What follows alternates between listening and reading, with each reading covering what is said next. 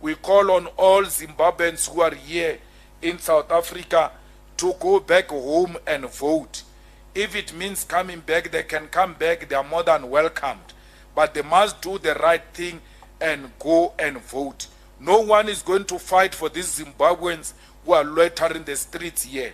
They are their own liberators.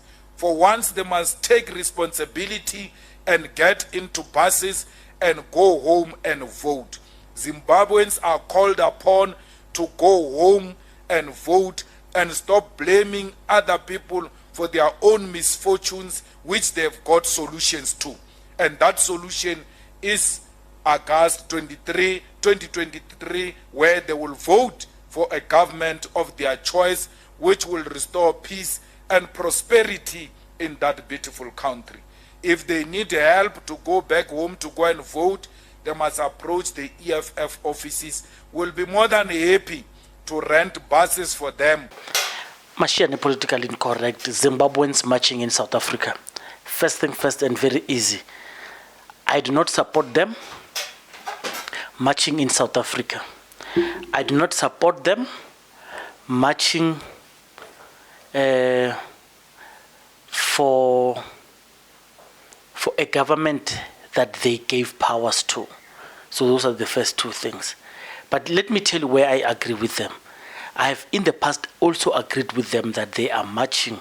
They are complaining that the cross-border, because our politicians here and there, in South Africa and there, our politicians always are here talking about free trade between countries, making it easy to.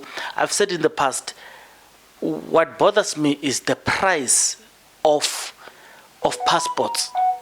The price of passports. There were guys who are traversing between Musina and Beitbridge. They say the price is expensive, and there was a border official who was even asked them, why are you crossing? They said it's expensive. And this is the part where I agree with Nhlanhla. I agree with Nhlanhla. I agree with the reason why they are marching. The only problem is they are marching in South Africa, and I'll tell you why I have a problem with them marching in South Africa.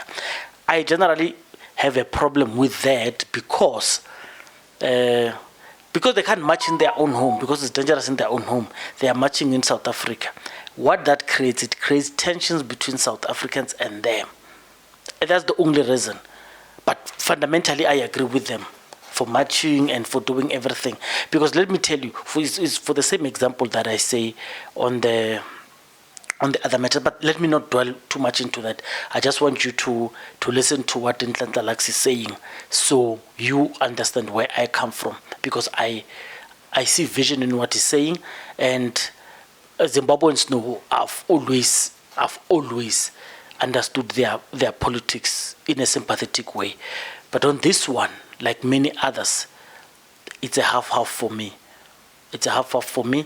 If they can't face their own countrymen, if they can't face their own government, you know what is happening in the UK? People are standing up and marching in their own countries. And in fact, I saw a placard there in Zimbabwe that say, in England that says, what kind of men are afraid to fleeing for war in their own countries instead of standing up and fight? It's almost the same thing. So if Zimbabweans can be strong enough to fight the war in Zimbabwe, lots of things would be better. Machine Political Incorrect, please tell us what you think, especially for what Lux said. I love the new Nhlanhla. I love the new Nhlanhla. Let's hear what he says. Thank you.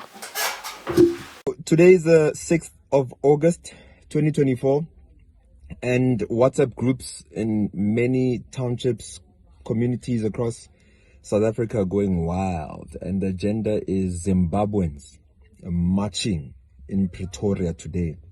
And people are calling me, Lux, what do we do? Can we just put aside differences? And these people are mad. They can't be marching here. What do you think? Let me tell you what I think. And these are my thoughts. I don't care who buys it, who doesn't buy it. It's not for sale. It's just my opinion. And it's just if I'm leading in my own spaces, this is my leadership. Okay? Yeah, I'm not imposing it on you or anyone. I am happy, to be honest with you, that Zimbabweans are marching in South Africa. Because if you look at what they are marching for, they are marching against the hike of their passport price.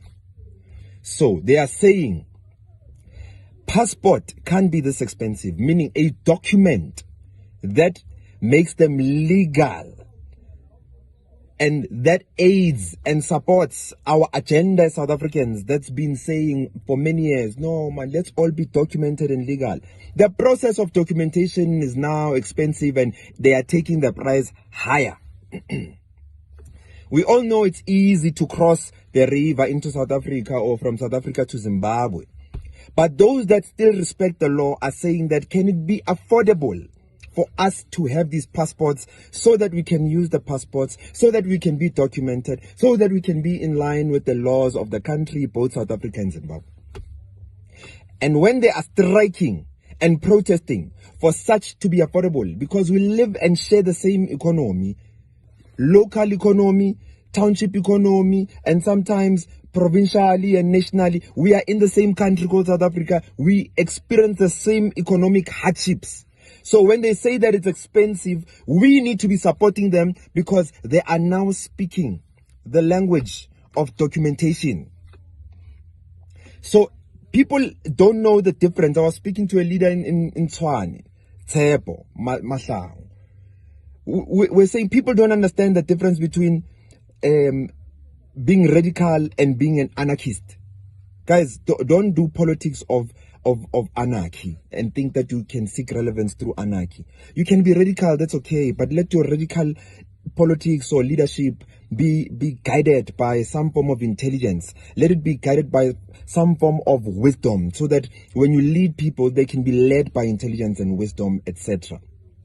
In a nutshell, I support this march of the Zimbabwean people, and if I could, I'd be there with them. And I say to them, Aluta continue, let the struggle continue of us all being documented and respecting the laws of both South Africa and Zimbabwe, and seeing how we can move forward as two countries. I say march to your embassies, march to the relevant officials, march and express yourself and make sure that they hear you.